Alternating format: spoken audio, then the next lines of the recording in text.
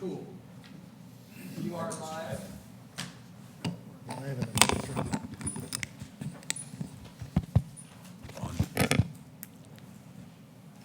Good afternoon. It is Monday, July 1st, just a little after 3:30. This is the regular time for the Transportation Commission. First item of business, I will call the roll. Mallard is here, albeit a little late. McKinney is absent. Ryan Lancaster, Present. Mr. Ryan Hall, Present. Tracy Hopkins, Present. Stephen Lewis. Here. Ryan Leslie, absent for the time being. Tricia Matthews withdrew. Michael Vennard, Here. good afternoon. Lou Kavanaugh, Here. John Martin, Here. Tony Tisdale. Lisa Aitkonen for Tony. Good afternoon, Lisa. Ian Updike, Present.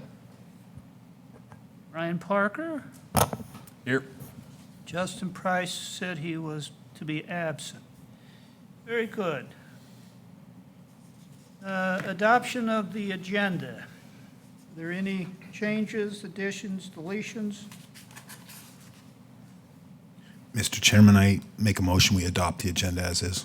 I have a motion by Mr. Hopkins to adopt the agenda. Do I have a second? Second. A second. All in favor? Aye. Any opposed? Okay. Have our agenda. Approval of minutes from the June 3rd, 2019 meeting. Mr. Hood has prepared a draft. I've reviewed it. I didn't see anything. Good to go, Mr. Lewis? Yes, Mr. Chairman. Okay. Is there a motion to approve the minutes? So moved. Thank you, Mr. Lewis. Is there a second? Second. All in favor? Aye. Any opposed? Okay. Minutes. Old business. Item 4A. Mr. Hood, Transportation Projects Update. Thank you, Mr. Chair, members of the commission. The Transportation Projects Update memo begins on page 9 of your packet.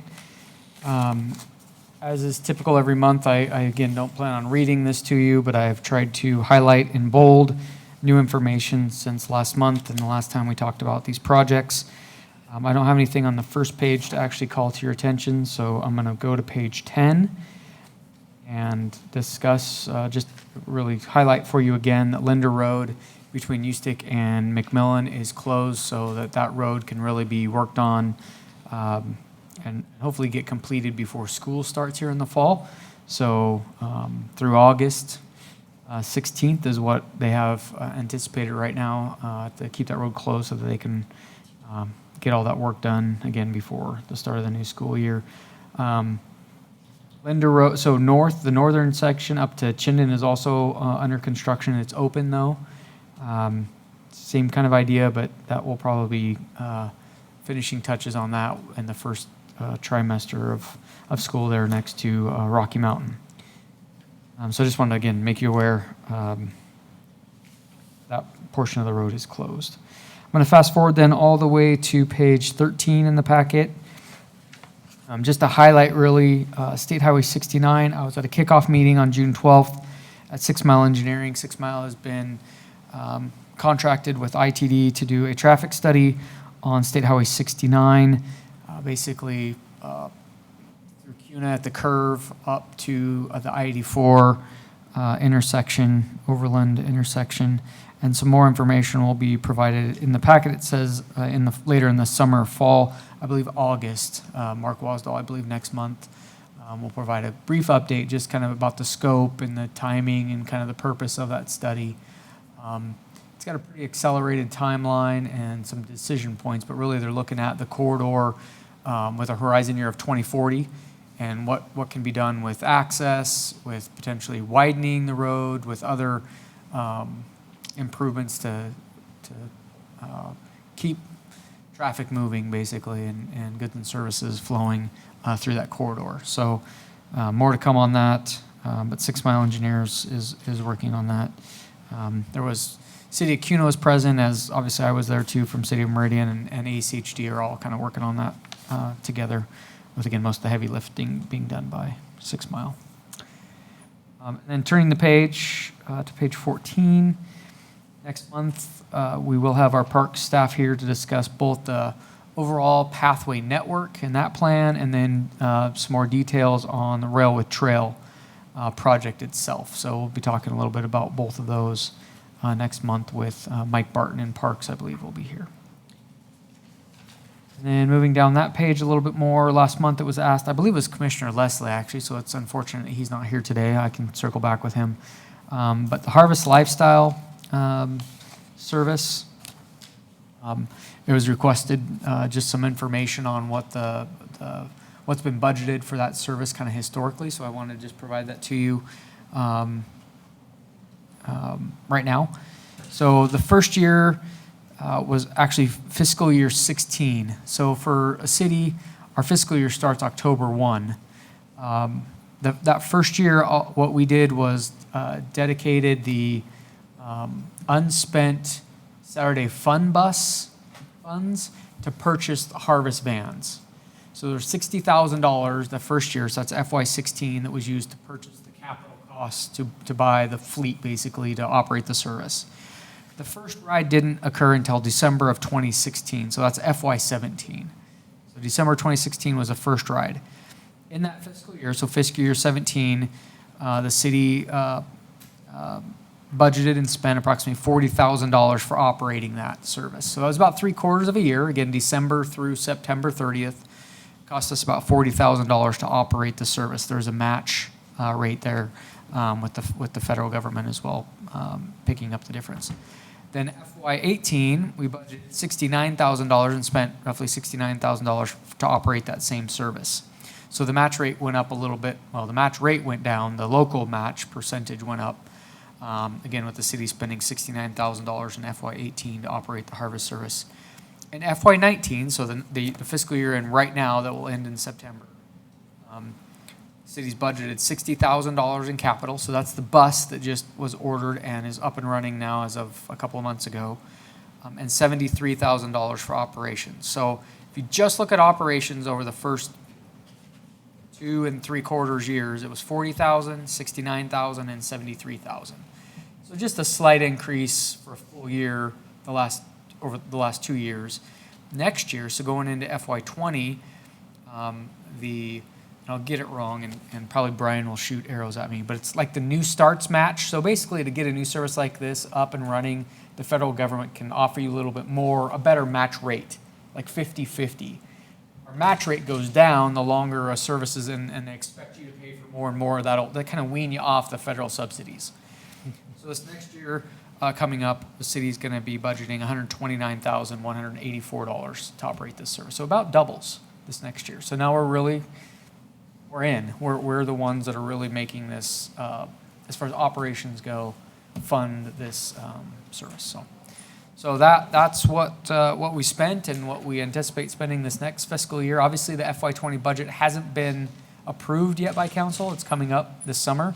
So July and August, we'll have a set budget, but that's at least what is being proposed at this time. So if you have any questions about that, if not, I'll just continue on through the rest of the transportation projects update. And so again, I think last month I shared the handout. The ridership is way up on this. I mean, every month there's increased number of rides, and now that we got that third Harvest van, they're pretty happy with the number of rides they're able to provide to folks, and less and less people are having to turn away or decline rides too. So I'm hearing good things anyways from throughout the community. So, all right, that's a long enough pause. So I'm going to move on then to transit. And again, in the memo I mentioned a handout. So I'm going to give you a handout that Valley Regional Transit did, a summary. This is actually one of 2 surveys. So VRT this last month did what they call an employer survey. So the bigger companies, corporations that are kind of along this 10 mile through downtown to the village and back kind of general corridor area, we've put them in contact, or they've otherwise had the contact information for some of the larger businesses there, and we asked them to share with their employees to understand what the appetite is for service. If we brought a bus, would they come? Would they ride it? And so that's a different survey. I'm not giving you those responses. I'm giving you the public survey. So this is just whoever wanted to take it. You follow the city on Facebook or whatever. There is demographic information, how old you are, where you're from, so we know if they're from, East Boise taking this, or if they're from 83646 or whatever, zip codes. But that's the survey you have here. If you want, I can share with you too the employer survey that again kind of gets to ridership for those more major employers along the corridor. But I wanted you to have this. Mr. Parker, I'm going to put him on the spot a little bit. I don't know if you'll have any questions, but if you do, I would have you direct your questions maybe to him.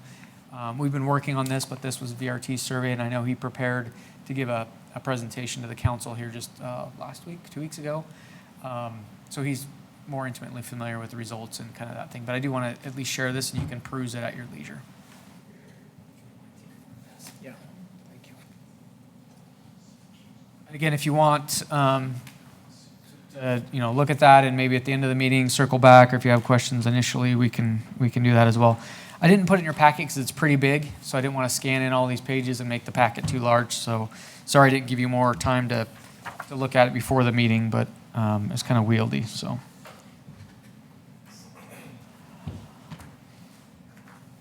Let's see, and then shared vehicles, I think, is the last one that I wanted to circle back on. So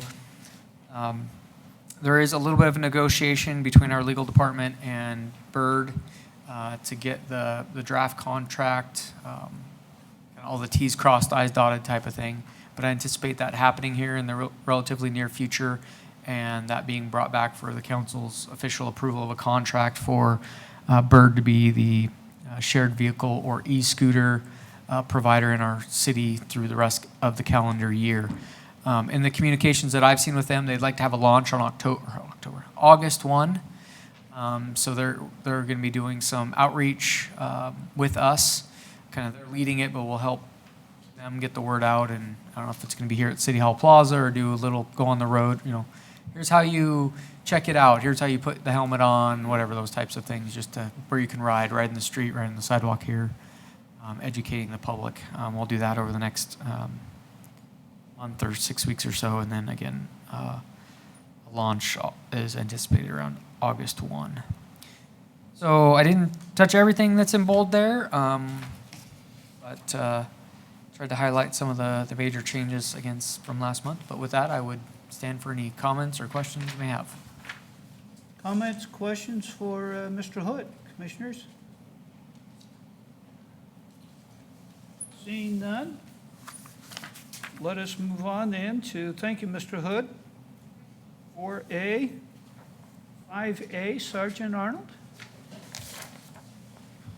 Welcome, sir. Good afternoon, everybody. Good afternoon. The only thing I really have talked about our crosswalk enforcement detail that we did today. We started at 8 o'clock this morning. We finished up about 2 o'clock. We worked hawk lights, crosswalks, big intersections, Eagle and Ustick, Eagle and Fairview, Eagle and Franklin, Meridian and Overland. We had really good compliance with the exception of 2 areas. One was around the village. That was pretty much a free-for-all. And King and Main. And King and Main was scary, to say the very least. I was at that one today.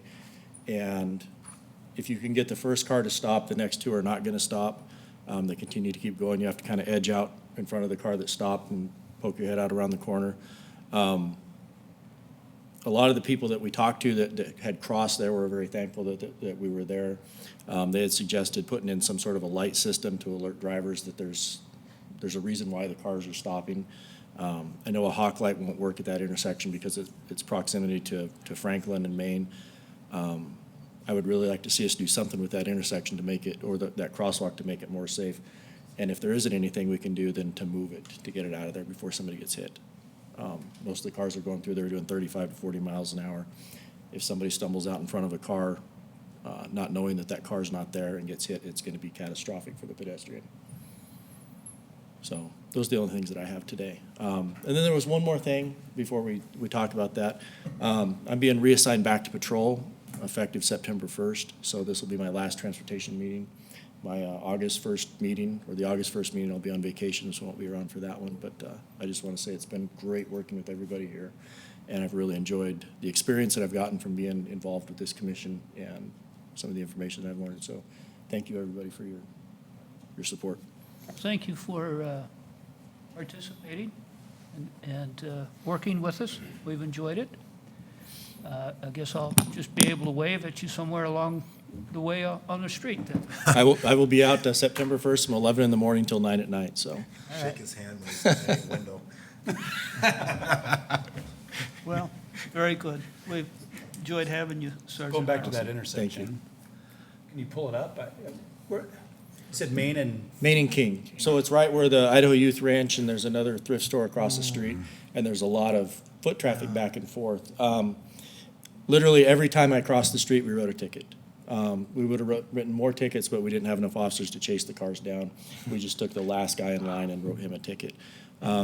We issued somewhere between 12 and 15 citations at that intersection in 6 hours. About 20 or so violations around the village on records between River Valley and Village, the two crosswalks there. So those are the two hot spots. Most of the other ones, we had really good compliance with.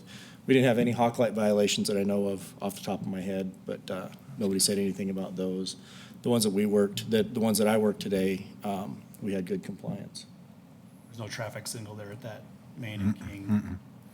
There's not, and there's 3 lanes going northbound all at the same time. And the problem is I was crossing from the east side of the road to the west side, so going east to west. And there's a little painted kind of an island that comes off of the curb, and you can step out into that, which gets you out into the crosswalk, which means the drivers have to stop for you. And drivers don't stop for you. So I had to edge out a little bit further, but it gives a certain amount of comfort for me that I don't want to get that close to a car that's going 35 miles an hour in the first place. And then when that one stops, then you have to deal with the center lane. So you have to edge out in front of the guy that just stopped and kind of poke your head around the corner of that car to see if the next guy's going to stop. And usually that guy doesn't stop. And so you have 2 lanes, and then somebody will eventually stop in that middle lane. And then you go do the same thing on the third one. So Seems it's- like a good spot for a hawk signal or something if it's, I know we had talked about that probably a couple years ago, and because of how close it is to Franklin, and the amount of traffic that it would back up, what I would like to see is some of those flashing yellow lights, and maybe even an overhead bar across the top with more lights on it and more. There's already four signs up along the sides of the road for pedestrian crossing, but obviously those aren't working. Mr. Chairman, Yes, were you done, Commissioner Hall? Did you? Okay. I was just going to ask if you could kind of back out of the view a little bit so we could see. So it's too close to Franklin for a hawk signal. That's what I was told, yes. So you mentioned maybe moving the crosswalk. Moving to north probably would be worse because Meridian curves over, right? And then you have a Right. blind kind of corner. So are you maybe thinking about possibly moving it south? You know, I don't know. The problem is a lot of the people are going in between the 2 thrift stores, and I think that's where a lot of the pedestrian traffic comes from. And then there's a lot of people that live in the area to the east of this that go over to the thrift store, or they work there, or they're shopping, or whatever the case may be. If we move the crosswalk, I don't think it's gonna fix anything, because people are like water. They take the path of least resistance all the time. So if we move the crosswalk, they're not gonna go 100 feet to the north to go use the crosswalk. They'll go where they're comfortable with, where it's worked for them in the past. So I don't think moving the crosswalk really is a good option for us. I think we have to do something to get the driver's attention. We have to let them know that there's a reason why these 2 cars are stopped, and why should I in the left lane also stop? Because they can't see the pedestrian in the crosswalk because the traffic that's back up for the 2 cars that have already stopped. So you Sure. get the far right lane, the middle lane stopped, and then the third lane is still continuing on. And a lot of the people didn't even realize that the traffic had stopped. They're in their own world, they're thinking about something else, and they just drove right through. And, you know, there was a few people that I looked at that were on the phone. There was a few people that looked at that were digging around in the console of the car. They just didn't see me at all. So I don't know if, I mean, they're not gonna see flashing lights either. But the people that are looking at it, and they said, well, I recognize that the cars were stopped, but I didn't understand why they were stopped, so I just kept going because there was nothing in front of me. I didn't realize that there was a pedestrian in the road. And I think that's where the danger's gonna come in. Luckily, in my 50 years of experience, I know that you can't just go cruising across a crosswalk. There were kids today that went through that crosswalk that we said, hey, you know, I know there's a sign there that says, watch out for cars in all lanes, but let me reiterate that to you. Please watch for cars in the other lanes as they went across. And they had problems too. Okay. So that's what I was just going to ask you. Is there signage south of that saying there's a crosswalk coming up? There's 2 signs on each side of the road, so there's a total of 4 signs. There's 2 signs that say pedestrian crossing right at the crosswalk, and then there's 2 more, probably a couple hundred feet back from there. So you can see there's one there on the right, and then another one at the crosswalk.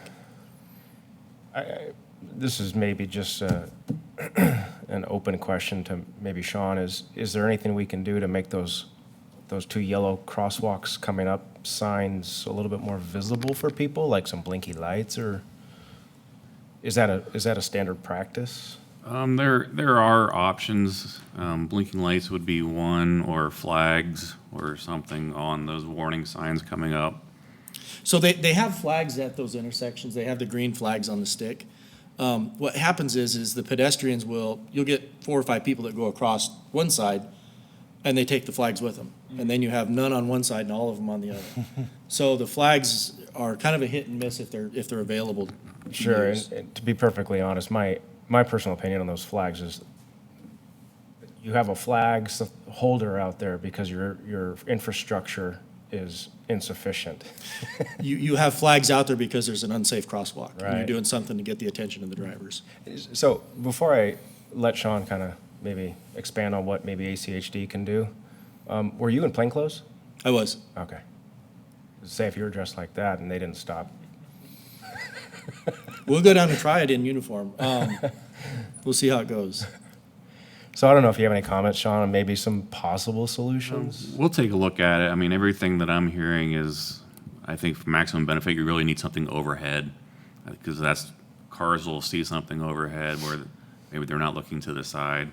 We have done some RRFBs, which are the rectangular rapid flashing beacons, where we've done them overhead. It's not a typical thing that we've done. They're usually side. But I think if you put them on the side here, you're gonna have the same issue with people not seeing. I really think you want something overhead here. So we'll take a look at it. There might be something that we can do. I think overhead would be the solution that we need to try to focus on. And then just my final comment is do you know how wide it is from curb to curb? I don't. It's pretty 3 lanes. Is Well, yeah, because it used 65 to be feet? whatever 5 or there when it was a 2-lane roadway. That's why we have the parking and the striped out bulb outs kind of, because we were just trying to, when we made that a one-way couplet, we were just trying to take up area basically. Right, I'm just thinking if we have any other, or if ACHD has any other areas where you have that wide of a stretch of road that pedestrians have to cross without a hawk signal, and what you do there. Typically on a multi-lane roadway, we don't, it's just for this kind of thing. We would try to do either a PHB or an RFB, just because of what we're seeing here. We see other areas too, when you have just a marked crosswalk with nothing else. They work good on lower volume roadways, on single lane roadways maybe, but once you start getting higher traffic volumes and more lanes, these are the problems we have. Okay, thank you. Sergeant, one factor you did not discuss is that's a 35-mile-an-hour zone right there. It is. And we've also had a conversation here of whether or not we would adjust, or not we. There was conversation if it should be 25 from Franklin headed north on that stretch. The speed limit doesn't change until you get down close to the Hungry Onion Right. to 25. So, yeah, it stays 35 through that area. It's a tough intersection. I watch it every day. This one in particular? Yes. I travel through that most often. And it's just a tough intersection. It is. A lot of challenges.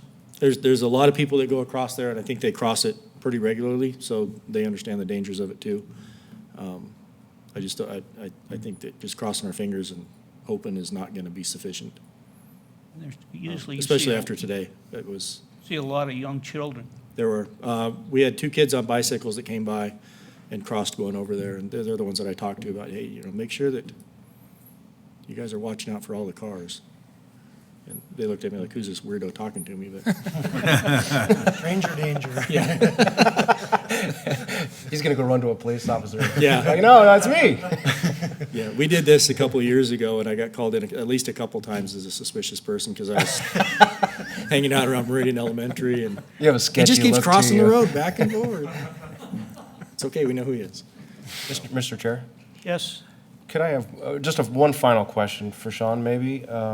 Is it possible to maybe reduce that speed limit there from Franklin up to through Meridian? You gonna I know it goes up to 35 north of that. It's something we can look at. Is that a bad idea?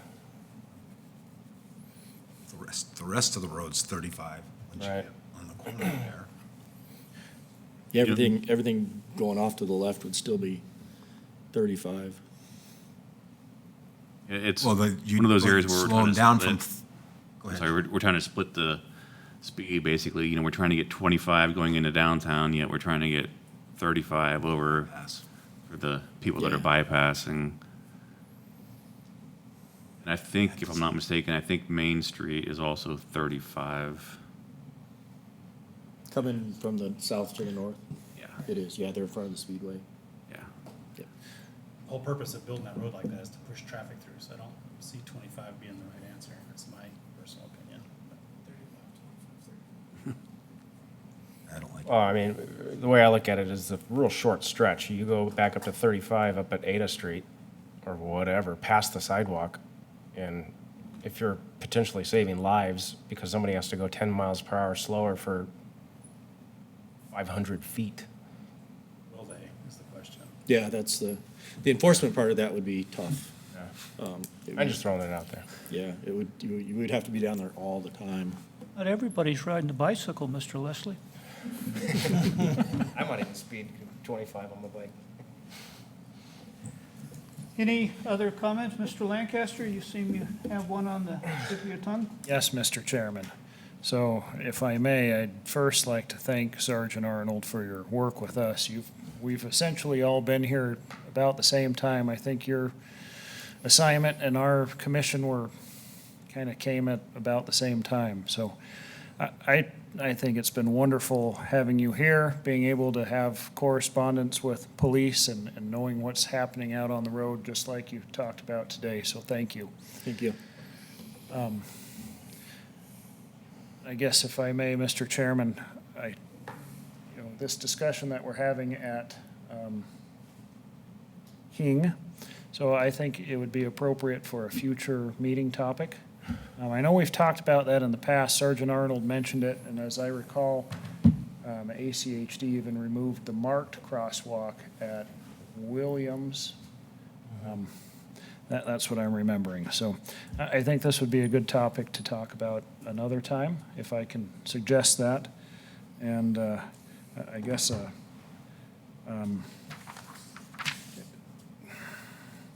guess one other request of you. I know this, I know we approved our agenda, but we do have a couple staff communications that are directly related to information or requests that Sergeant Arnold brought to us in the past 2 months.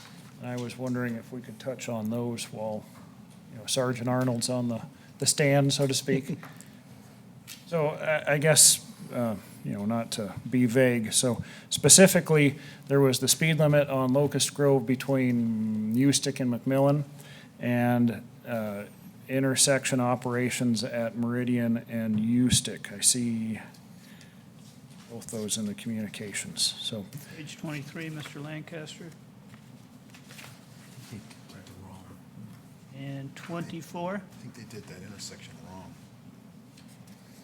opposite of what he wanted. Isn't that true? Did you look at that? Come again?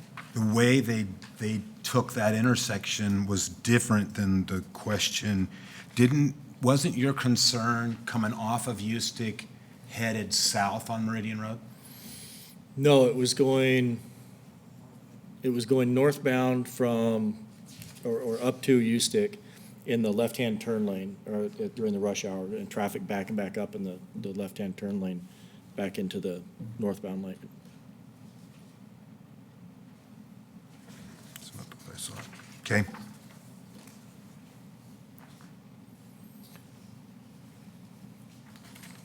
Did you cover your point, or are you still? Well, I don't know if you've seen the same information we have, Sergeant Arnold, but I just see a couple of communications here from Sean's group at ACHD that they have looked at these couple of items, and it just seemed like right now is a good time to bring them up since Sergeant Arnold's I here. think they said that the intersection was not a concern for them right now.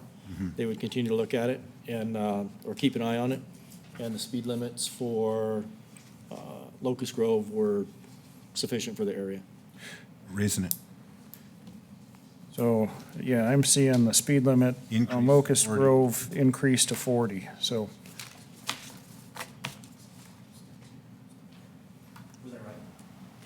Moving it up to 40. Oh, okay. Yeah, so,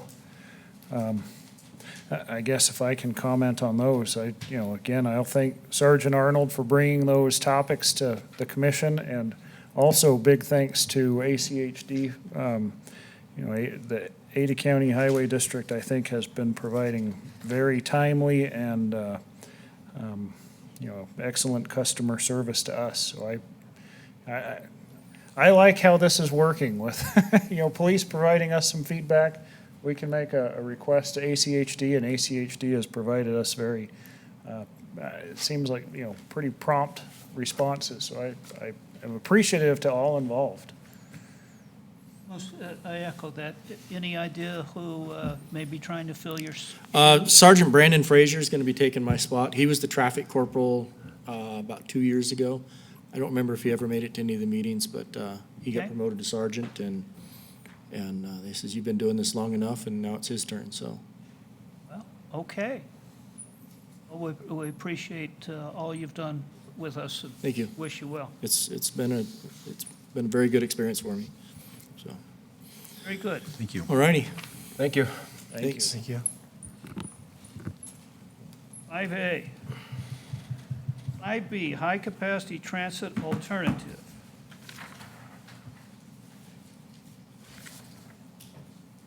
I don't think we've met.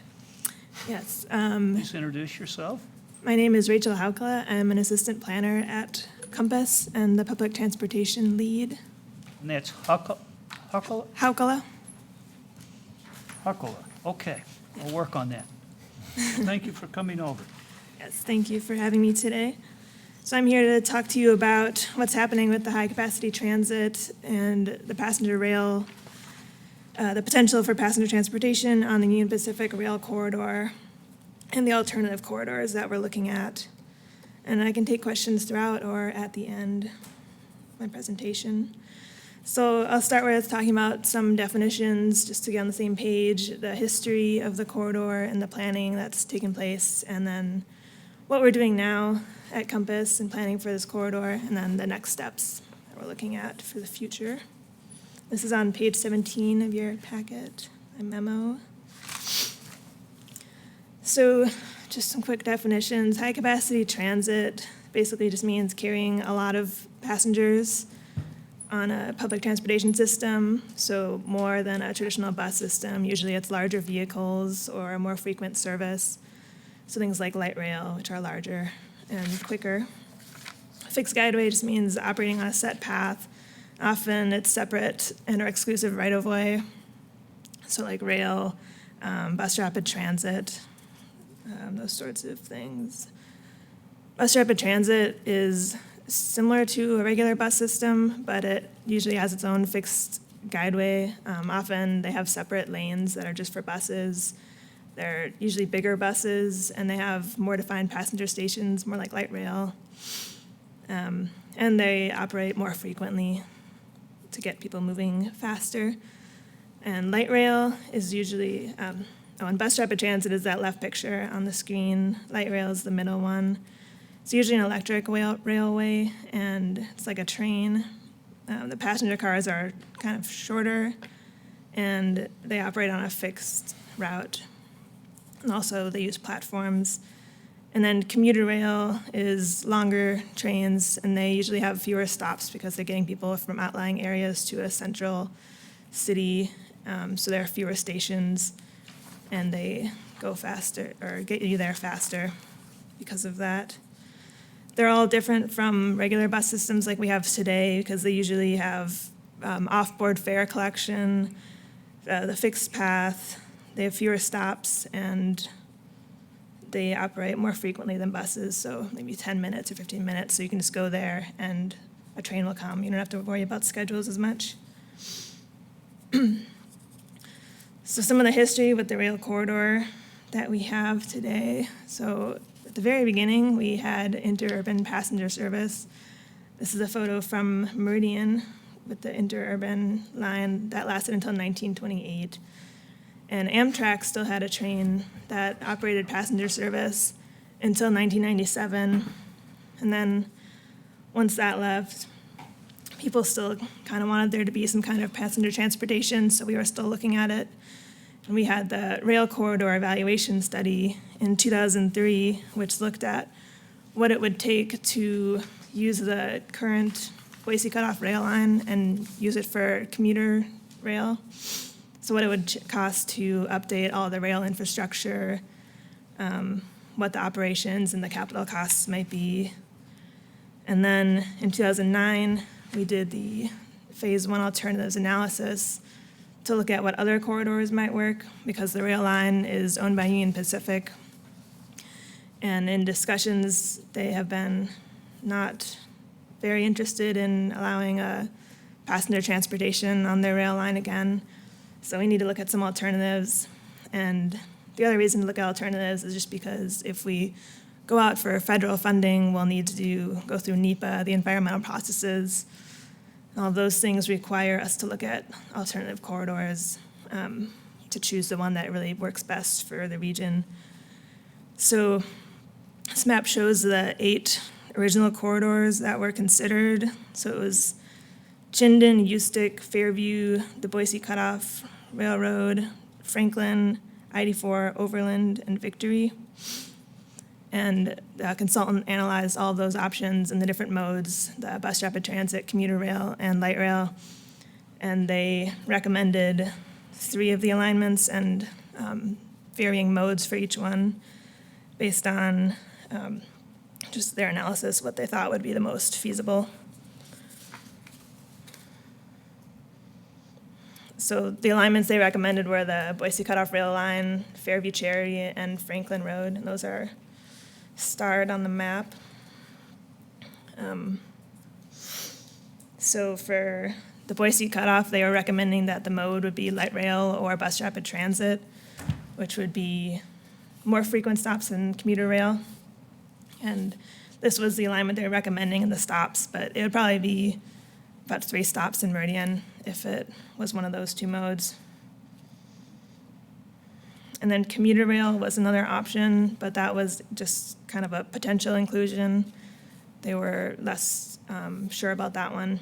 And commuter rail would probably only have 2 stops in Meridian if we ever did that. Not necessarily at these spots. We would decide that in the future, but kind of gives you an idea of what it might look like. And then the Fairview alignment, they were recommending bus rapid transit exclusive, mainly, which means they would have an exclusive right-of-way, like a bus-only lane, rather than mixed traffic, which would be the bus just operating basically like buses do today with all the other cars not having their own lane. So they were recommending exclusive for Fairview. And then for Franklin, they recommended bus rapid transit exclusive or potentially light rail, but that was another kind of maybe. And those would get into downtown Boise. And why are we looking at high-capacity transit for this corridor? Communities in Motion 2040 2.0, the long-range transportation plan that Compass does, projected a lot of growth by 2040. We're projecting over 1 million people will live in the region by 2040, which is over a 50% increase. A 61% increase in households, so that'll be a lot more people that'll be living here. We'll need to decide where the housing should go, what types it'll be, where it'll be, and then it'll all have implications for transportation, because those people will all need to get around from where they live to where they work. 86% increase in jobs, so that'll be more freight. There'll be new employment centers or expanding employment centers, and that'll bring more transportation to those areas. And a lot of the major regional employers are along I-84, kind of that rail corridor, and in the major activity centers. So that will add more traffic to I-84. The high-capacity transit would also just improve transportation locally and regionally, people that are getting all the way across the region, but also just within, say, Meridian, if people have the option to take high-capacity transit instead of driving somewhere, that will improve traffic in the system. So what we're doing today, last year we had a freight study that was completed. I think Lisa's brought that to you all. Some of the interesting things that apply to this high-capacity transit include the study identified about 80 customers along the Boise Cutoff rail line, so between Boise and Nampa, and 60 to 70 of those are active today. But the study also identified that there's only 2 trains per day on weekdays currently operating, so that's only 10 trains per week. So not a lot of traffic, but there's a lot of customers, so it could expand, so that'll be something left to consider. We're also looking at revisiting the 2009 study, looking at the assumptions we made back then and deciding if we need to change how we thought about it, reassessing what we need now and what we'll need into the future based on our 2040 vision and everything that's changed. We'll need to think about what's the function of this system, and that'll help us decide what trips we'll be supporting, and that'll help us decide what the mode should be and what the stop spacing and locations will be. And we'll be taking those alignments from the 2009 study and deciding which ones to move forward with. It may be the Fairview rail line in Franklin, but it could change. And we'll be looking to get consultant help with revisiting the 2009 study, but I'll talk about that a little more later. And the Public Transportation Work Group is helping with all of this current planning and reassessing the alignments, and Caleb is the Meridian representative on that, so he's involved from the Meridian side. The Communities in Motion 2040 2.0 that I mentioned identified some planning level cost estimates for the passenger transportation on the rail corridor. So the estimates were $339 million for capital and $10 million per year for operating. And that doesn't include right-of-way, because that would be a whole other topic, figuring that out with Union Pacific, or if we don't use the rail line, it'll be a different number. And that doesn't include the supporting bus system. As you can see in the 2040 map, there's a lot of other bus routes that we don't have today, because we need this full bus network to support the commuter rail. We can't just put the commuter rail in now and hope it works. We need there to be bus connections to get people north, south, east, west around the corridor. So our estimate for commuter rail and the bus system for 2040 was $693 million capital and $47 million per year operating. And that's on top of the growth scenario that Valley Connect 2.0 identified, so kind of building on top of that. And I've been saying commuter rail because we made a cost estimate for commuter rail because it's kind of more expensive than bus rapid transit, but less expensive than light rail, so it's kind of a good middle ground to make an estimate. Another thing going on now you might be aware of is the State Street Bus Rapid Transit project, which is another high-capacity transit project. for the State Street corridor. So it's a different area, but it's similar, and that's high-capacity transit. It's moving forward sooner. They're already making improvements to the bus system, more frequent service, and they're working towards implementing this bus rapid transit vision, looking at transit-oriented development and those sorts of things, which we'll need to look at for the rail corridor. Things like putting in more mixed-use development, improving streetscapes and bike ped infrastructure, and all of those sorts of things. So a lot of similar considerations. So some of the next steps for the high-capacity transit. The first thing is we're working on RFP now for fiscal year 2020. Probably this fall it'll go out for consultant assistance to get better cost estimates for the different options. They'll help us look at and review the 2009 study, the assumptions that we used back then, and update it, and help us choose the 2 to 3 or few best alignments to move forward with, and then work into public input, which will be the next part, probably fiscal year 2021, because we want to get the public's input on what they're looking for in a potential high-capacity transit system. And this input will help us decide what to do, which mode to choose, our alignment, as we move forward in the process. And then we'll need to come up with a strategy for working with Union Pacific. We'll work with local partners and stakeholders to come up with a strategy for trying to come to an agreement on the rail corridor, or if it doesn't work out, we'll have done all this other planning on the alternative corridors so we can switch to that if it doesn't work with Union Pacific. And then funding is obviously a big part of it. Once we have that better cost estimate from the consultant, we'll know kind of what we're aiming for, and we can work on steps and triggers to improving the bus system and kind of phasing it. And that'll prepare us so that all the planning is done. Once we get the funding, we can just start moving forward into implementation and getting this project moving forward into the environmental and choosing the alignment and all of those things. And then, like I mentioned, the system we need this full bus system to make the commuter rail or the high-capacity transit feasible.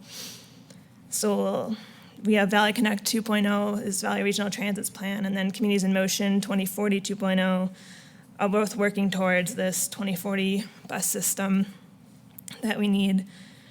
And along with that, we'll need to make sure we're doing supportive land use investments, plans, and preservation strategies to make sure we have the right-of-way that we need for the priority corridors that we're looking at, because we'll need the space to eventually put in a light rail or whatever it might be. And encouraging supportive density and development along the corridors so that there's people there to take the high-capacity transit system. And then just coordinating with all the other modes. We need the roads, the sidewalks, bicycle, infrastructure, everything for the complete system to work out so that it best supports the high-capacity transit system. And then all these next steps will be feeding into the Communities in Motion 2050, which is going to be the next long-range transportation plan for Compass. So it'll all be in there. And that's all I have. I will now stand for any questions. Comments, questions for Ms. Huckala? Mr. Lancaster? Mr. Chairman. That was a great presentation. Thank you. I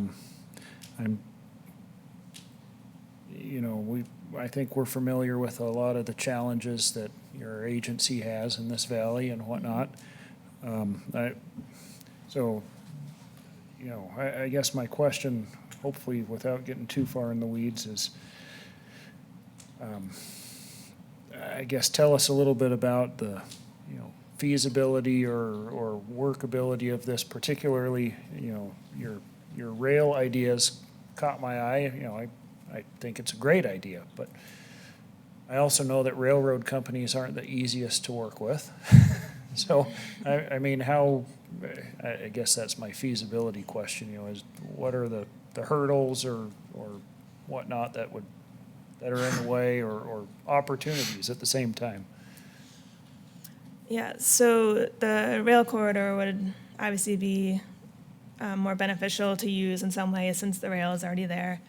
And there have been talks with Union Pacific for the Rail with Trail project and also this, and they've pretty much just said no so far. So we're going to come up with a strategy, working with the stakeholders and people, the current freight users that are along the line. Maybe they'll be able to help sway Union Pacific. But this is why we're also developing the alternatives to like maybe Fairview, Franklin, because if we have those ready to go and they're all planned out and we work out the cost estimates, we can go to one of those if Union Pacific isn't going to work out. Thank you. Mr. Chairman? Mr. Leslie? I have quite a few questions. Thank you for coming. I appreciated the presentation. In fact, I think I was the one who requested just an update on it, so I appreciate you coming. Just to piggyback off of Commissioner Lancaster's question about the Union Pacific strategy that you mentioned, I don't know any easy way to ask this, but have they been offered money for their rail?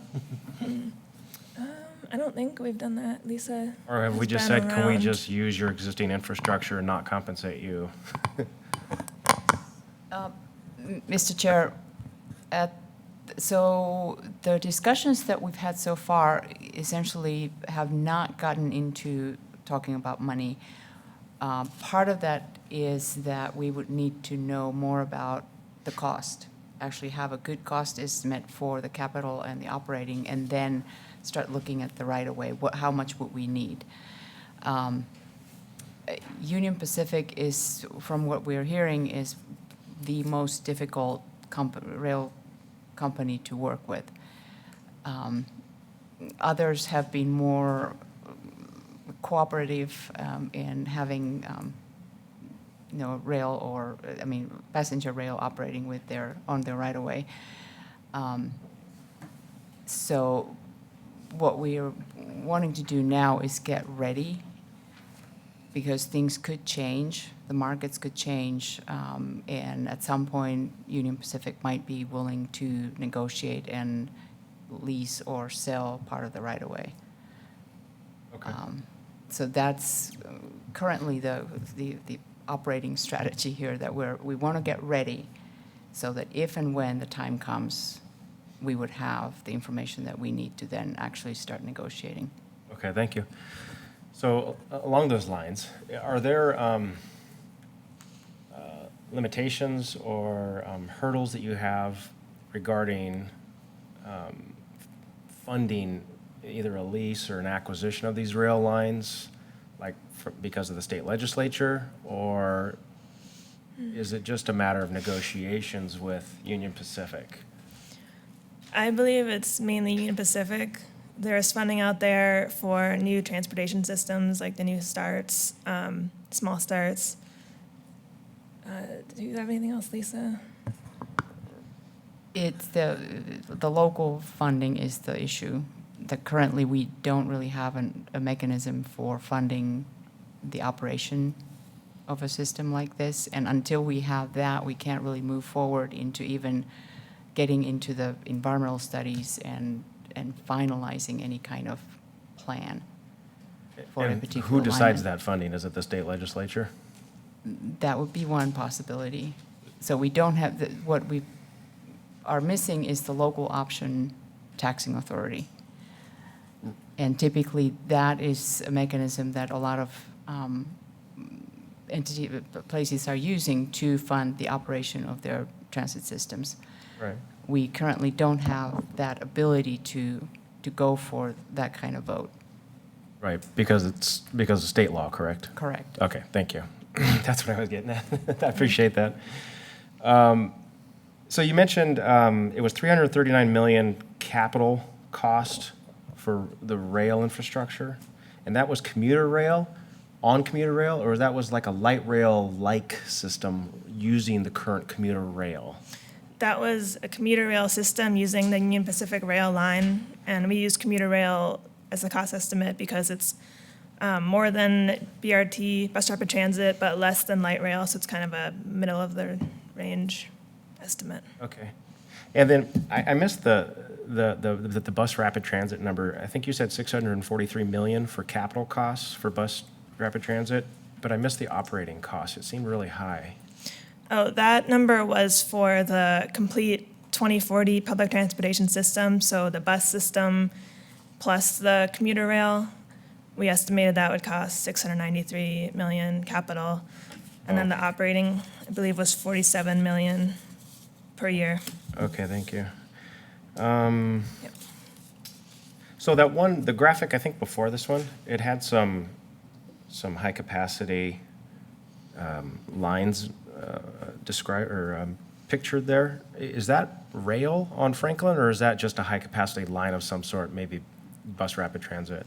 Yeah, this map was just to illustrate what that might look like. So this is showing the Boise cutoff rail line is one of the two, and then the other one is Fairview. And those are just shown since they're two of the three main ones that were identified in that 2009 study. And that the mode isn't decided yet, so it's just as a generic fixed guideway. It might be light rail or bus rapid transit or commuter rail. So there is a possibility of putting light rail there on Franklin? Yes, that was one of the identified potential modes. Okay.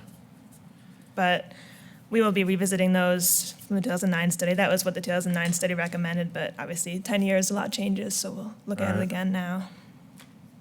And then my last question is on what's the capital and operating cost? Maybe operating cost is not an easy question to answer, but what's the difference between light rail and commuter rail capital costs? Like what is contained in the cost? Is that what Yeah. you're asking?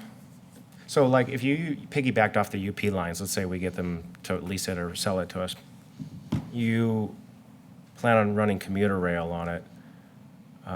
But I thought the 2003 study said it would be light rail-like actual vehicles just running on the commuter line. So is there savings in going with commuter rail versus building a light rail line? Just because you don't have to lay track? Yes. I think that's the majority of why commuter rail is generally less expensive than light rail. I think Okay. light rail wouldn't be able to use the current tracks. I'm not completely sure about that. Okay, thank you, that's all I had. Any other questions or comments from Ms. Huckrow? Mr. Chairman, Yes. sorry, I typically try not to pipe in. A couple of questions. I also really appreciated this presentation, and I guess, Caleb, it's maybe beneficial to have a similar presentation to the city council in the near future. Have you shared this information with the area city councils, and what has been, if so, what has been their response? Well, I've only been in this public transportation lead position for a year, and this study was 2009. So maybe, did we present to them back then?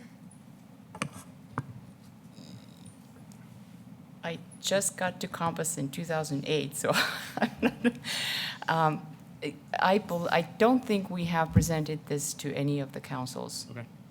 So, and I guess maybe for the commission's benefit, I think to the questions about how to make this all work, at least in my communication with various city leaders, there's differing opinions about how to build this mousetrap. And there are some that feel a circulator approach in downtown Boise is more prudent. There are those that feel a more regional-based approach makes sense. I'm more of the latter than the former. But I'm curious, has there been any contemplation about doing a bus rapid transit system utilizing the right-of-way that's owned by the rail line? And if so, what do those cost estimates look like?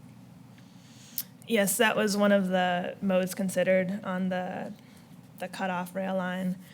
And bus rapid transit is generally cheaper than commuter rail and light rail. Obviously, it's just buses, and it's also more flexible, more changeable. I can't remember off the top of my head what the estimate was, but generally less than both. Mr. Chairman, if I could, I'd love to get a copy of this PowerPoint, and if you could provide me with that updated, with those cost numbers that, and recognize these are all, sounds like 10-year-old numbers at this point. Mr. Chairman, one additional follow-up if I will, I You have as apologize. many questions as you'd like, Mr. Thank you very much, Mr. Chairman.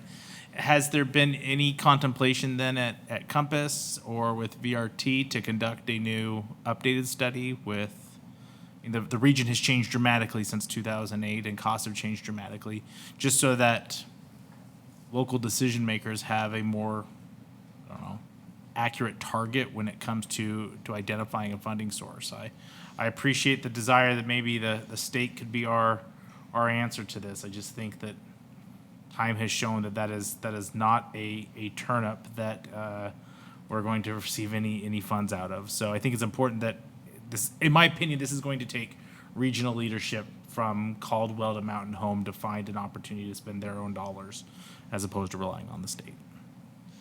Yeah, so we'll be making a RFP for a consultant for going out hopefully this fall, which will look for a consultant that can help us to revisit the 2009 estimates and come up with better cost estimates and kind of reevaluate all of it. So they'll basically be doing that. Great.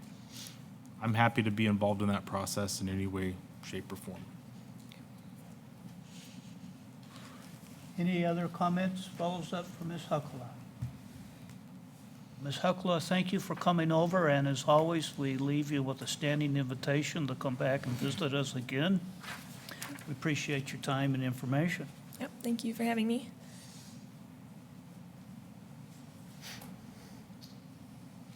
Mr. Lancaster, 5C, School Zone Subcommittee update? Yes, thank you, Mr. Chairman. So at our June meeting, there was a request from Sergeant Arnold, from Caleb, from the commission to reconvene the School Zone Subcommittee of the Transportation Commission. We did that on Wednesday, June 12th. I'd like to report on our meeting, and then we do have a couple action items for the commission. Excellent.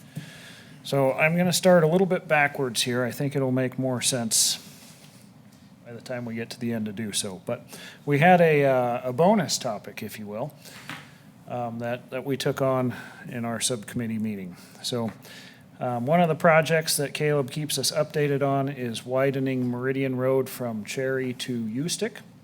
And as part of the project, there was discussion and even some plans to add a reduced speed limit school zone. Caleb, if you can pull that one up. At Woodbury Drive, so, yeah, sorry, I reversed order on you.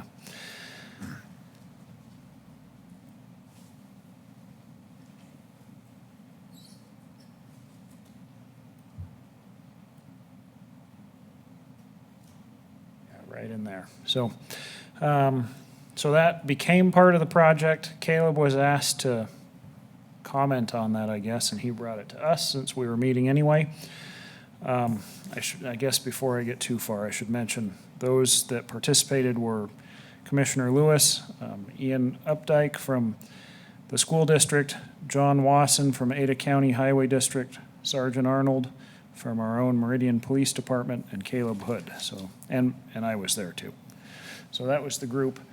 So we discussed, I guess, the virtues or desire to have a school zone. We talked about the school walk maps. There is an elementary school and middle school that have walk zones in this area, but ultimately it was, I guess our subcommittee was less than excited, were the words that I put in my notes, less than excited about the idea. As a result, Ada County Highway District, in their project, they'll be installing conduit, so basically the hardware underground for future school zone flashers and whatnot, but will not be installing the school zone or the above ground hardware. So the capability will be there, but the school zone won't go in, but they'll reevaluate after the project's built and opened. So that was topic one. Topic two, so as part of the ongoing discussion about Rocky Mountain High School and the neighborhood to the south there was a discussion or a desire to try to improve traffic operations around the school and the school parking lot so that the parking lot is more attractive as opposed to the neighborhood to the south. So the main thing that we discussed there was the parking lot that fronts Linder Road, the north approach to that parking lot. We discussed whether that can be turned into a right in, right out, or right in, right out, left in operations. So to at least prohibit left turns out of there. We had, so our discussion kind of went around, well, if you can't turn left there, are there other ways out? And we discussed the parking lot access to Cayuse Creek on the north. We had pretty well decided that it seems like there's pretty good access. Students or faculty can exit to the north, and then there's a signal at Cayuse Creek and Linder, that operationally would be preferred. Another thing that we discussed there, so a topic that we've discussed at this commission before is the school zone on Linder Road in the vicinity or surrounding Rocky Mountain High School. We've heard Sergeant Arnold say that this one is difficult to enforce because of its length and because it extends past Cayuse Creek. So some of what we discussed were to remove the school zone entirely, to try a trial, if you will, to temporarily turn off the school zone when school starts, let's say, for a month or some short period of time. We discussed shortening, so physically shortening the school zone, so move it south of Cayuse Creek, and to raise the speed limit in the school zone. So these were assignments that we sent Ian Updike and John Wasson back to their agencies and their bosses to discuss. And this is where our action items come in. So we do have a couple action items here. So the school and school district are open to restricting left turns out of the, again, that parking lot that fronts Linder, the north approach to that parking lot, to restrict that parking lot to right out only if requested. So that would be item one for our commission to discuss and act upon. The second one is, so I mentioned 4 options that we discussed for the school zone at Rocky Mountain High School. 3 are essentially non-starters, but one that is open for action is to shorten the school zone on the north end, so to move the north extents from the school zone to south of Cayuse Creek, where Caleb's pointing. Lancaster, could I interrupt you? Yes. So the arrow is you were talking about a right in, right out. Yes. And let's call that the northern entrance, Yes. okay? Where Caleb's pointing with the arrow. Okay. Yes.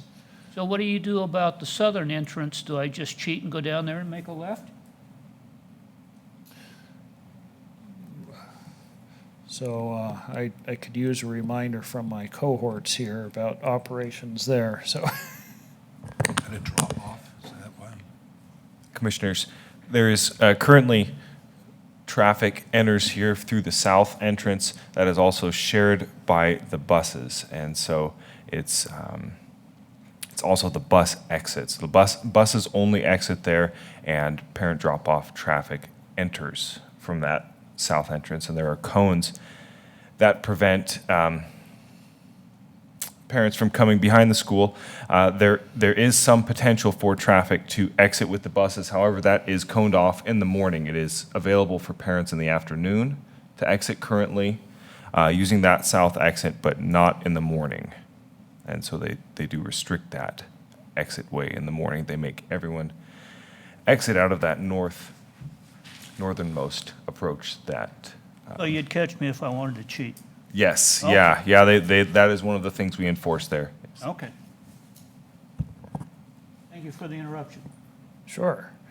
So just to finish off the second one, well, I'm going to back up a little bit. So that first request would be to the school and school district.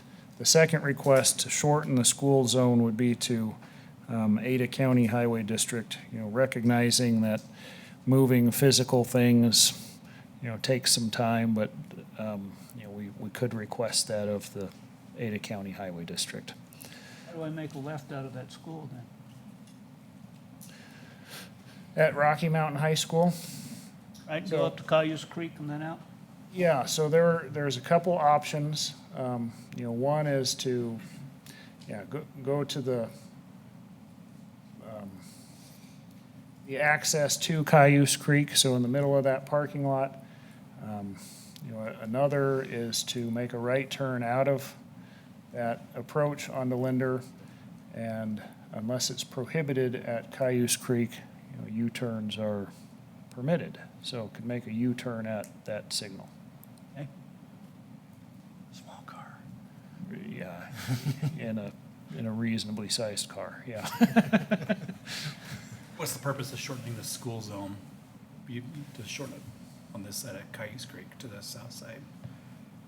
So a concern that Sergeant Arnold has brought to us about this one and that we discussed is the enforceability of that school zone. So vehicles entering Linder, turning on to Linder from Cayuse Creek are not notified of the school zone. Okay. So it would make everything between intersections and fronting the school.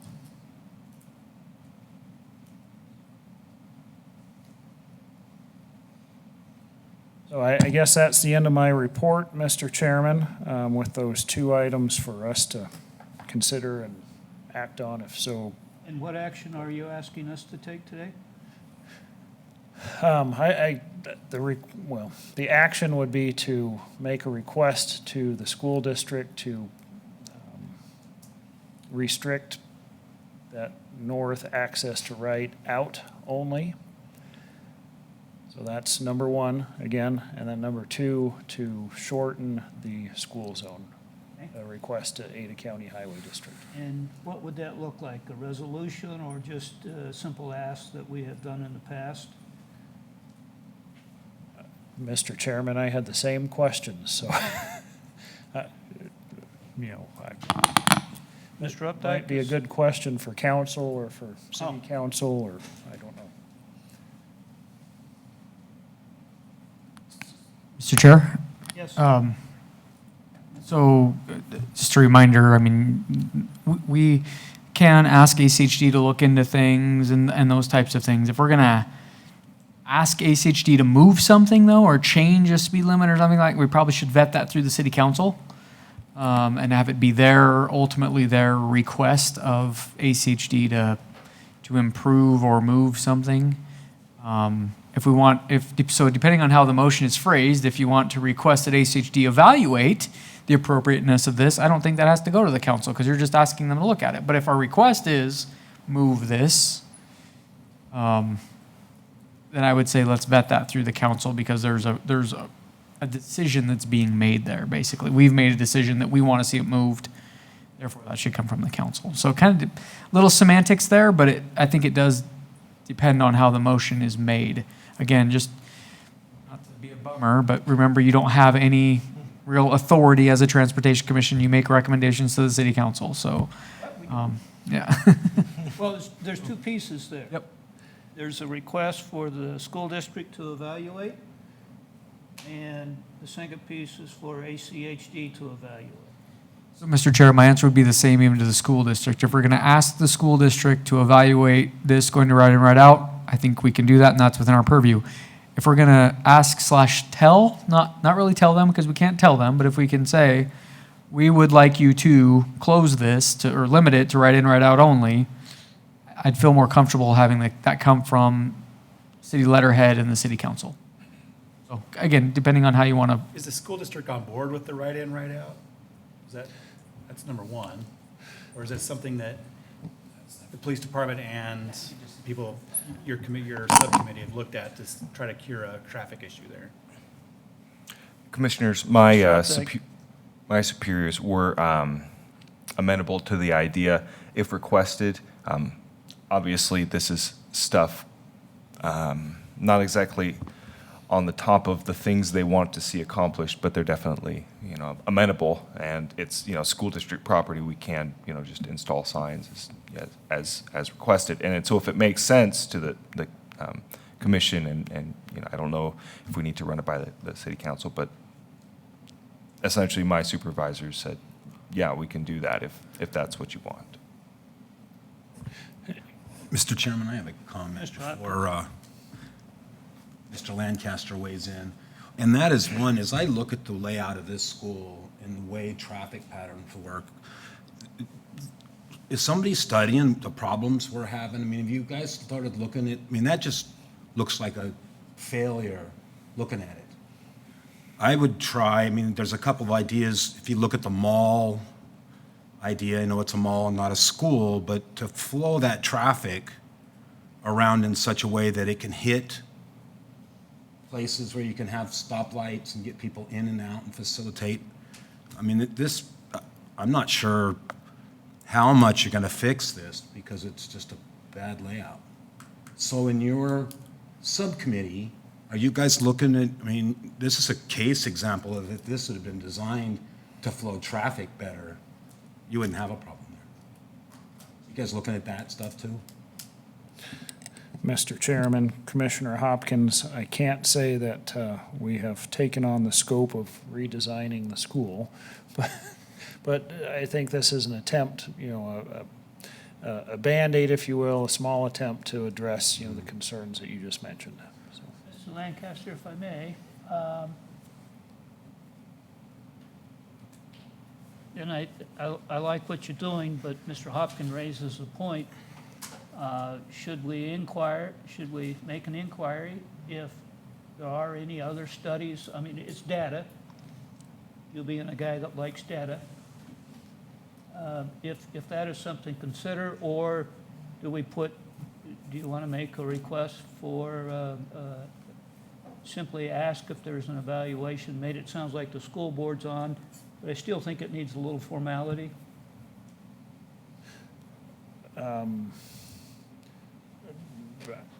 I guess I'm not quite sure what you're asking, Mr. Chairman. Well, so- does it help us if we bring in another piece of information, or maybe we even task Mr. Hopkins to say, maybe he can find a study?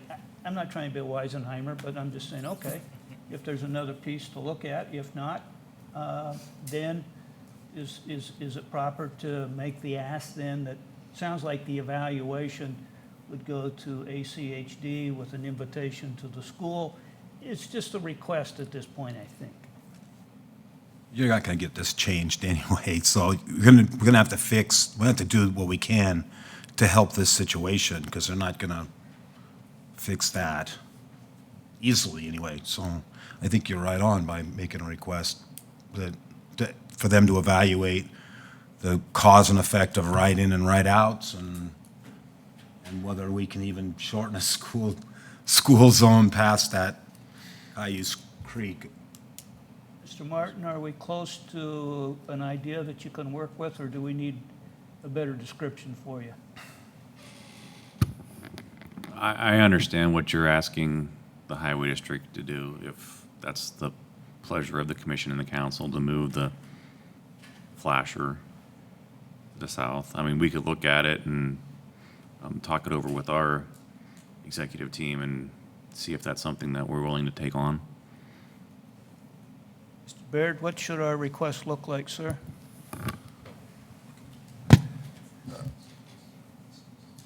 Mr. Chair and members of the commission, from what I've heard, I think you can entertain a motion on the subcommittee's recommendations, and just that way you've dealt with it today.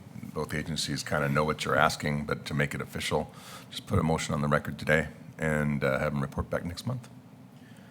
Okay, Mr. thank you. Chairman? Yes, Mr. Leslie. So Commissioner Lancaster, what's the issue you're trying to address by the right in, right out on that north entry and entrance and exit? Is it just because it's clogging up traffic? Has there been crashes there? Mr. Chairman, Commissioner Leslie, so, again, as the task that we were given from our last commission meeting was to, again, address some of these discussions surrounding Rocky Mountain High School and traffic patterns around it. So the discussion was, how do we improve traffic operations around the school and within the parking lot? How do we make the parking lot more attractive than parking outside of the school? So this is an attempt, with the feedback of the Ada County Highway District, Sergeant Arnold of the Police Department, school,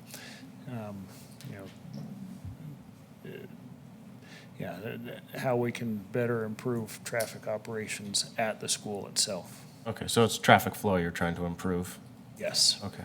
If I can, just to piggyback on that answer a little bit, because I've sat in a couple more meetings on this than you have, but I mean, that was fine. Just, there are vacant spots in the parking lot today.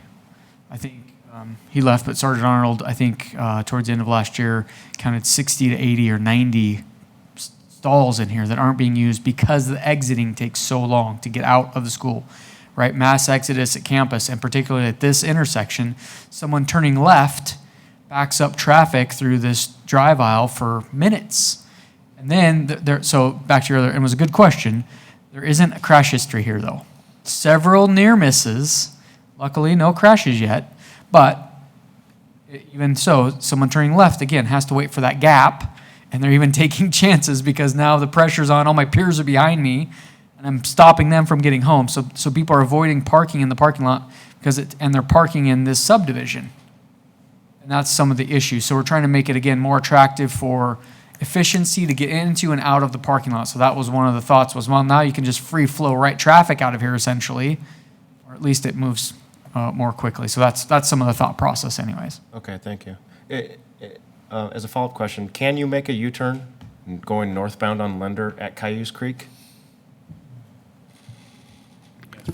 I would say if your vehicle is small, you could probably make that. It's not a prohibited. It's not prohibited, Ooh. but it would probably be difficult to do in some vehicles. Okay. So, With a good high school beater. I've seen some of the cars in that lot. They're big. I'm okay with, I think the suggestions are good, so I'll do the motion to ask ACHD to evaluate both of those suggestions by the subcommittee. I think the second one is based on the school district's suggestion, right, for the right-in, right-out, that's not up to ACHD? If I can, Mr. Chairman, if I can clarify, Commissioner Leslie, so the restriction at the parking lot would be a request to the school district. That's their approach. The request on the school zone length would be to Ada County Highway District. Just clarify a little bit. Okay, I'll reword. Okay. Thank you. So I'll make the motion to have the school district evaluate that right-in, right-out at the north lot, or the north entrance on Lender, and ask ACHD to take a look at maybe moving the sign, the crosswalk signal, or the school signal on Lender, if it works for ACHD. Can I ask a question? Mr. Martin, is it the school district's call on whether or not you can make a right in or out on your road?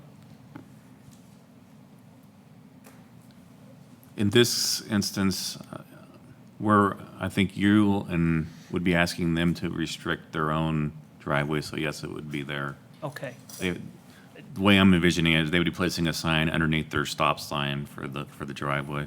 Okay, all right. I just wanted to ask that clarification, thank you. So Uh, we have a motion, is there a second or other discussion? I would like to say, so I go here, and most of the traffic that occurs happens in the four-way stop sign when we're trying to get from. So you have the option to go straight onto Linder, or you have the option to turn right and then try to get to Cayuse Creek. Most of the traffic does come from there, since there's the three directions going into that stop sign, and most of the traffic comes when a lot of people are trying to get onto Cayuse Street.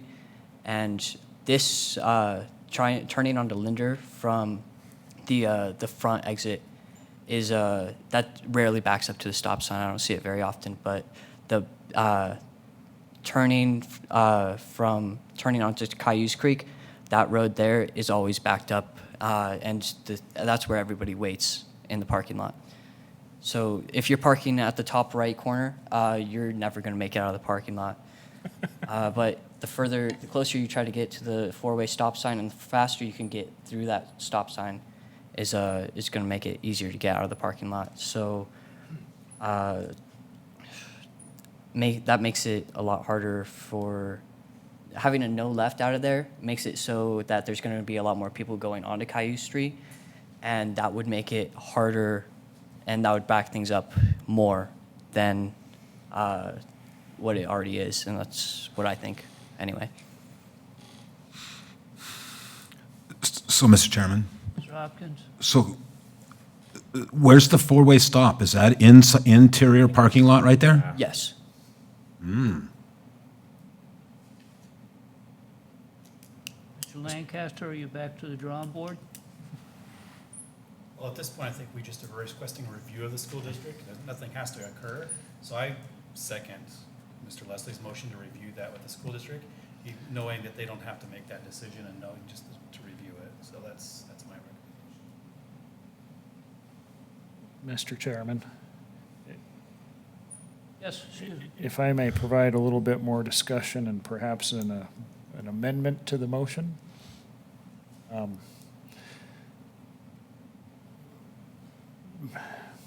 As worded right now, I would vote no on the motion because I think the evaluation has happened. So that was the purpose of our meeting on the 12th. We, touched base again before our meeting, and so if I could amend the motion, I would request I would ask the commission to request that these actions be recommended to the city council. Okay, we have no second on Mr. Leslie's motion, so, We do from Commissioner Hall. I did it, Mr. Hall. oh, didn't hear you, sir. Okay. Well, procedurally, you take a vote on the first and then ask him if he wants to amend it. Or, Could you clarify your Yeah. amendment? Yes, thank you, Commissioner Leslie. Mr. Chairman, Commissioner Leslie, so as I recall and understand, your motion was to request evaluation by the school district and Ada County Highway District on these two matters. My suggestion for amendment is to act on those items today. So I guess my amendment is for our commission to recommend those actions, requesting recommendation from the city council. That's come out any clearer at all? Mr. Chairman, Mr. Hopkins? So either way, I'm kind of standing at no because it looks like the problem with the whole thing is internal to the parking lot and not the roadway. So let's so we proceed may with- exasperate the problem by doing the right route only. Mr. Bernard, this is Ryan. So you're saying that at four-way stop, traffic backs up from Cayuse Creek going north to the four-way stop coming out, is that correct? Yeah, so people But who it are, does not back up from Linder Road to the four-way stop ever, typically? No, it never gets to the four-way stop. I've never seen it personally. Mr. Chair? Let's take one at a time. All right. Joe, you've got a comment. Mr. Leslie. So, Commissioner Lancaster, did you guys consider that, the northbound traffic out of the school going to Cayuse Creek increasing and causing a problem there? Or was there any feedback from the school on that being the preferred route or the not preferred route? Because it sounds like that's going to make things worse. Mr. Chairman, Commissioner Leslie, not specifically, more anecdotally. So, Commissioner Venard's feedback is very valuable. I mean, this is why we have a youth commissioner here. So thank you for your feedback. But as far as, not specifically, Okay. Commissioner Leslie. So I'm fine with my motion as is, just to ask ACHD to review it and the school district to review it. That's it. Okay, and we have a second of that. All in favor? Nay. Opposed? Aye. Aye. That was messy. All right. Let's do it the hard way then, gentlemen. So, we had the motion for the evaluation. Who's in favor? Aye. Aye. Aye. You, I count three, Aye. 4. 4, and noes. I voted no. I voted no. No. So you got 4 to 3, so that carries to ask for the evaluation. My understanding of this, I mean, the four-way stop's an issue, the Cayuse Creek's an issue. My comment would be, or restricting the left-hand turn just to prevent an accident in the future. Even though it's not really improving the traffic flow, I think, just, preventing a future accident's the kind of the key there on that left-hand turn without it being signalized at north entrance of the school coming onto Linder. Mr. Hall, if I had to peek around the corner, I would think that Mr. Martin has taken some of this into consideration and will deal with that internal stop sign issue. Although that's not his road, but it feeds into his road. yeah, Mr. Chairman, if I can add, so that would be outside of both our jurisdiction and, as I understand, ACHD's jurisdiction. Any internal flow would be, the school district's. I just thinking out loud for a minute that he has to figure out where the cars are coming to get onto his road, so. But maybe that's part of the evaluation, I'm saying.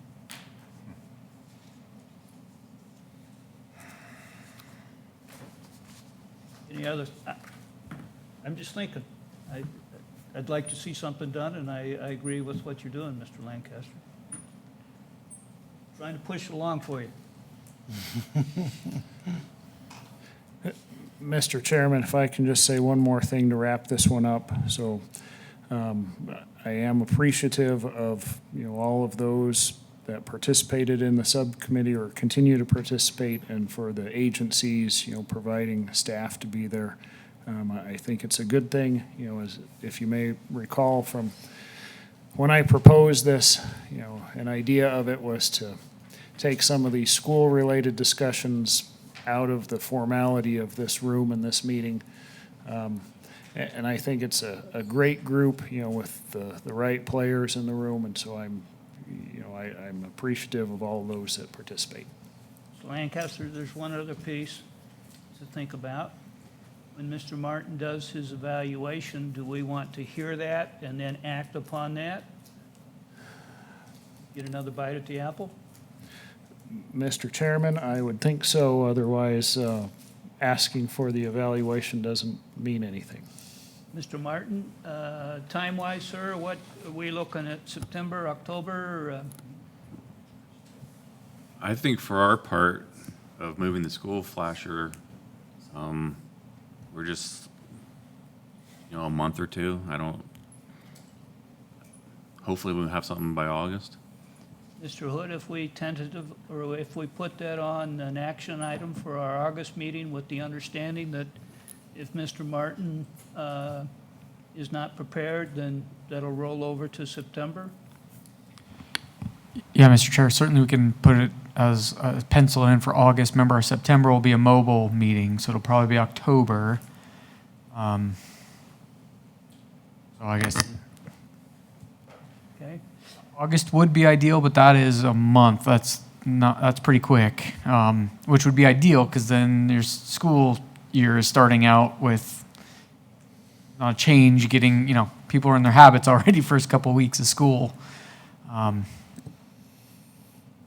Motorists included that are driving through school zones. So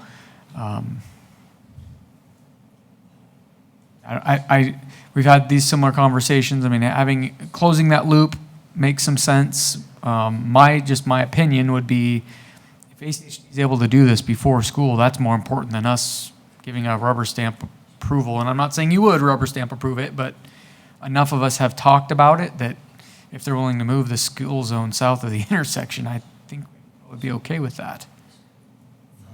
And we can close the loop just by providing an email saying, yep, we've looked at it and we're good with moving the school zone south of Cayuse Creek. But again, that's your guys' call, and if you want to request that ACHD not make any action until you make a formal buy-off, that's your prerogative. So.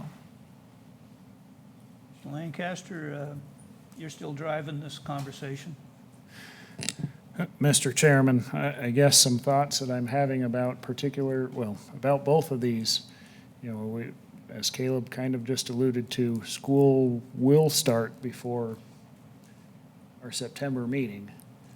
So that's kind of why I was pushing for more action from our group today, so that we could make a formal request before school starts. Because I guess thinking logistically, if we ask for more information, if it could come back by August and we make a request to city council and they act on it sometime in August, the summer is over. So right now, we have an evaluation that would be coming back. How do we speed that up without, I'm not trying to be wise, I'm just saying, okay, how do we get something done sooner? We act today. So, Mr. Chair, and again, if anyone doesn't like this approach, we're requesting ACHD and the school district to look at some things. We can't tell them not to do whatever they're going to do. They have that authority to make changes or not. We've asked to step in, and we hope that they appreciate our perspective and our recommendations. But at the end of the day, ACHD can move that if they want to. They don't need you to make an action, or city council to make an action to do that. That's within their scope. Same with the school district. So that's kind of my point. I mean, and I get it, and I appreciate that they're willing to hold up and wait for us. But in this case, it may make more sense if, in fact, they're willing to make these changes and implement them, because time is of the essence, in my opinion. So if I read your comment, they'll make an evaluation and work off of that. In ours would just be saying, oh, okay, now we understand what you evaluated. And Yeah, again, Mr. Chair, maybe to say it another way, I mean, we appreciate knowing what's going to happen before it happens, right? In this case, it may be an email saying, hey, we moved that school zone. You asked us to look at it, we did. Here's what our findings were, here's what we did. Because you asked us to look at this, not look at it, report back, and let's have some more discussion and conversation about it, but just. I think that that's a good result, that they look at it and act one way or the other, so.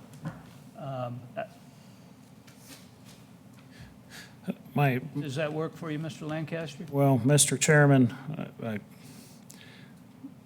both the school district and the Ada County Highway District said that they will be more inclined to act on a request for action than just wanting to take action on their own, which I can appreciate, right? Came up one vote short. Mr. Chairman. I'm just saying, if we want to influence action, it would be, wise to have a formal request from city council. So, it's not too late. Is that in the form of another motion? Mr. Chairman, before we get to that, Mr. Hopkins? aren't we trying to fix help the subdivision to the south and the parking problem? And we've already heard that the parking problem is getting out of that northeast lots, the biggest lots. So we've got some information that a right will take people down to Cayuse Creek, or they're going to try even more cars to get out onto that Cayuse Creek. I just don't, it just seems like this exasperates the problem instead of fixes it. But, Mr. Lancaster, did I hear that ACHD's already looked at this? Did you tell us at the beginning of this that this has already been evaluated, reviewed, however did you put that? Mr. Chairman, Commissioner, what's your last name? Hopkins? How long have we been doing this together? I should know your while. last name by now. Yeah. Note taken, or point taken. Perhaps in the future, I'll be more wise about this and say our subcommittee has met and we bring these recommendations to the commission and ask for action on them. Lesson learned for Commissioner Lancaster for today, so.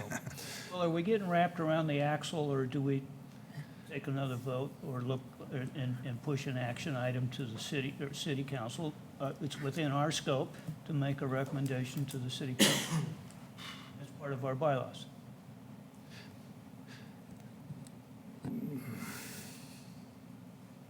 So, Mr. Chairman, it sounds like you're giving this a second consideration, and I'll take you up on that. I'm willing to set aside the access approach restriction for now based on, Commissioner Venard's firsthand experience.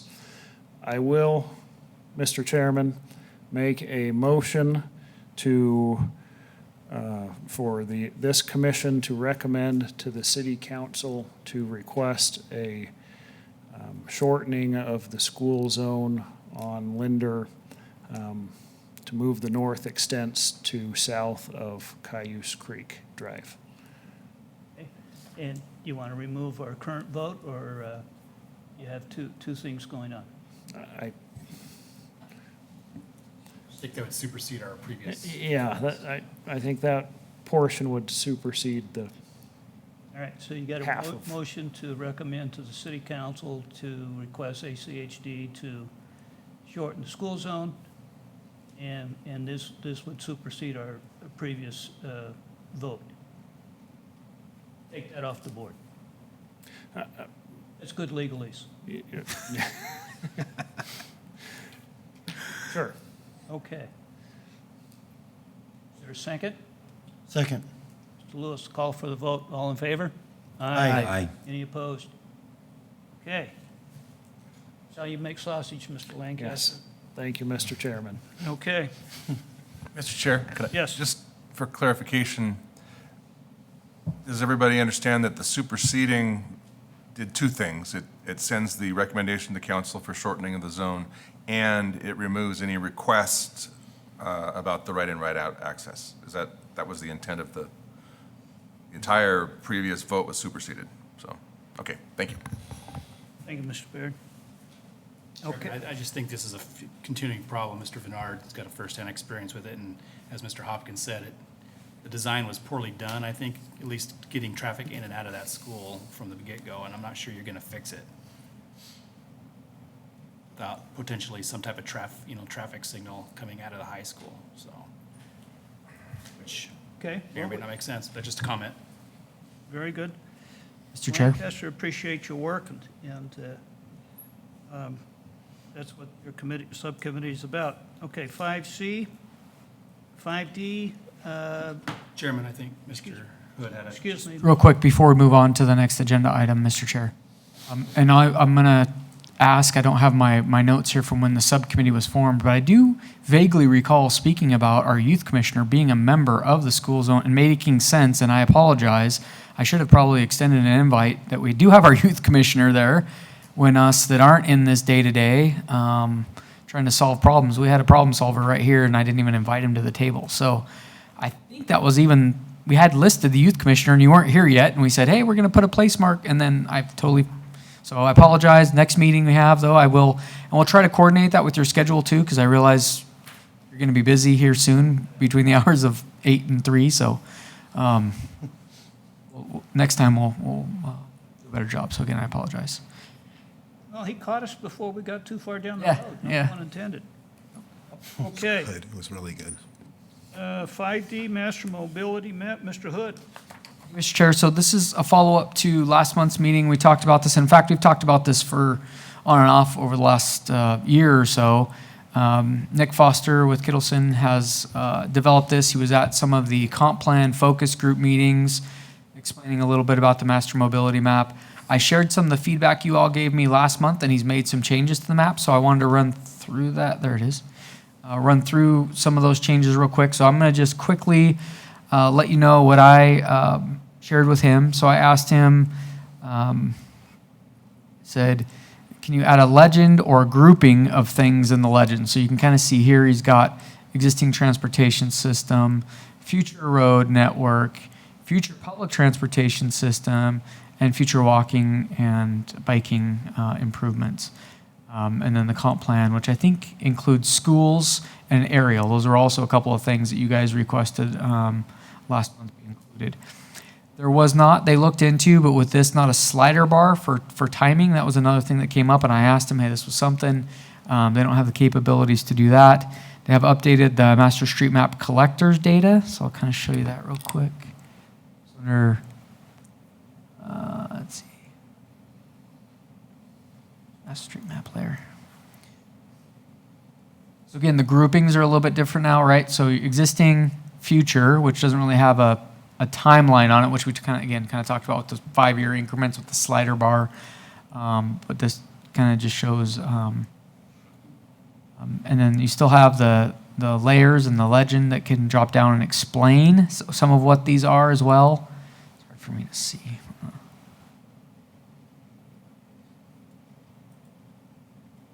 So there's a legend that better explains what the different colors and dashes mean if you expand within the legend itself, or turn on and off layers if you don't want to see a certain data set. You can turn them on or off even within the context. So that's all that shows up is whatever you have. The last thing you clicked on here. One of the things I'll ask Mr. Foster to update is this actually scrolls a little bit. Depending on the size of your screen, sometimes this whole thing doesn't get captured if there's not a slider bar on the side here to know if there's anything below this in the menu item. I also asked him to include, so I already mentioned future schools, aerial, a key or a pop-up description for what some of the layers mean, so that would be helpful. Using examples of a key transportation corridor or a key multimodal corridor. Whose is that? How wide a pathway is, paved. Freight corridors. So freight corridors is another request I made of him, and those are on here somewhere. Where is it? Oh, it is. So we have heard from Lisa before on the freight corridor, so that is now a layer that shows up there. Those are most of them. He does say, again, the pop-up description had to be left out just because of the platform they're working in, but he's made quite a few of the changes that were requested. So I sent you a link in the packet, so I don't know how many of you, and again, I apologize, I was having problems like the update. I did a memo for the last agenda item, but for some reason in the packet it wouldn't pull it from the agenda. So I don't need to go into everything I tried to do to problem solve it, but sorry I didn't give you the agenda, but there is a link, and so play with this some more, please, and let me know if you have any other feedback. But again, you can click on some of these things, and it's not a pop-up, but there's a call out that'll kind of tell you what the whatever you're clicking on means. Whether it be a roadway or a pathway. Pathway real quick.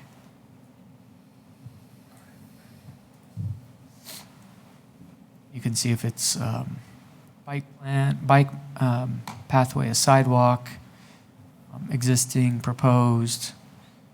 And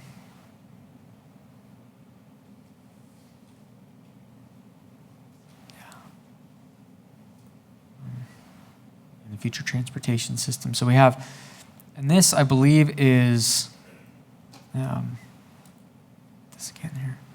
So you've got the different layers.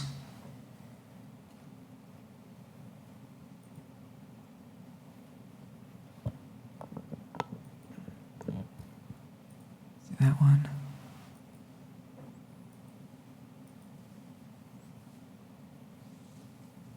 And this again is essentially your slider bar of years, so the more near term versus the ultimate build out, kind of within here. I'm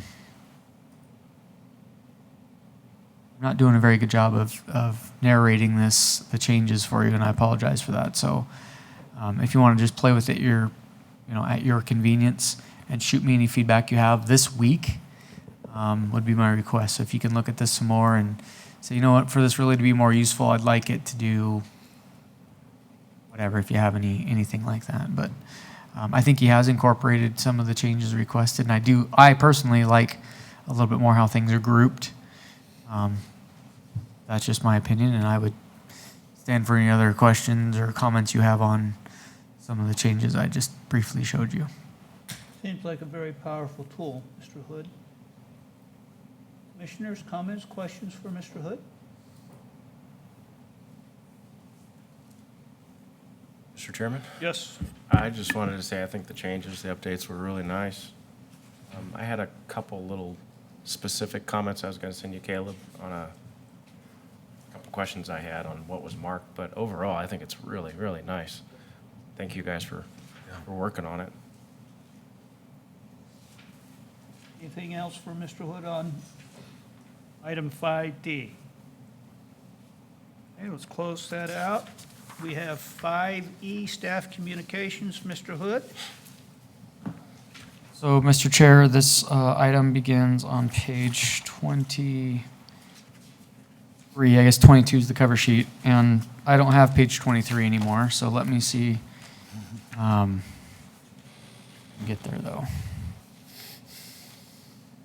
Lancaster? And we already talked about a couple of them, right? We talked about the speed limit on Locust Grove a little bit while Sergeant Arnold was here, and then the next one that goes from pages 24 to 25. And then there's the correspondence back from Mr. Foster that I just ran through on the master mobility map and the changes that I requested of him based on your feedback from last month. And then the last thing that I put in there, thank you, Sean, was just an exhibit that has been a collaboration between ITD and ACHD, just basically showing the phasing and timing for roadway improvement projects in North Meridian. So there's going to be a lot of construction already happening, but over the next few years as well. So that just kind of shows you north-south, generally being ACHD roadways, and east-west being 2026 and ITD's project through STARS and other partners. But just so you can kind of get an idea of how it all comes together and the phasing of what's happening when and look and all that. So I just thought that was a good exhibit to kind of bring that all together with the roadway projects that are planned in North Meridian. So.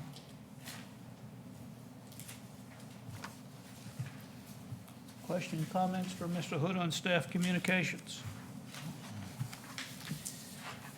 Okay, 5E, future meeting topics. Railroad Trail, Regional Transportation, State Highway 69, bus tour in September. And Mr. Lancaster, was it your item to add King and Main crosswalk for additional conversation? Yes, Mr. Chairman. Okay, all right. Our next meeting, excuse me, any other future meeting topics on his executive privilege? If there's something else you'd like to bring before the body? Mr. Chairman, I have a question for Mr. Hopkins? Caleb. Hey, I was kind of anticipating the Cherry Lane, the Meridian Road expansion from Cherry Lane to Eustic. Is that still slated to come? Why, that suddenly disappeared? Mr. Chair, Commissioner Hopkins, it's a good question. So ACHD is just getting into their budget setting season. They have a budget committee that's working on some of those recommendations that may have impacts to projects like that. The most recent I have from that project manager, though, is that project is still tentatively in the FY20 budget. So that's this fall. So this fall, probably starting to do, so they're trying to get PS&E package together to get it out to bid, to move forward with doing some work this fall into next year. So the latest and greatest, best information is it's back on track. There was some talk there for a little bit about it being delayed, but my understanding is draft recommendation that's likely to come out from ACHD's budget committee is to keep that on track. Thank you. Mr. Lancaster? Okay. I read the nod wrong. Okay. Next meeting, August 5. I read that? Yes, August 5, 3:30. Motion to adjourn? So moved. Seconded? Second. Okay, we're going home. See you in a month. A few minutes to spare. You're awesome. I missed it by an hour. August what? August what? Does that make sense? August 5. Thank you, Mr. Baird.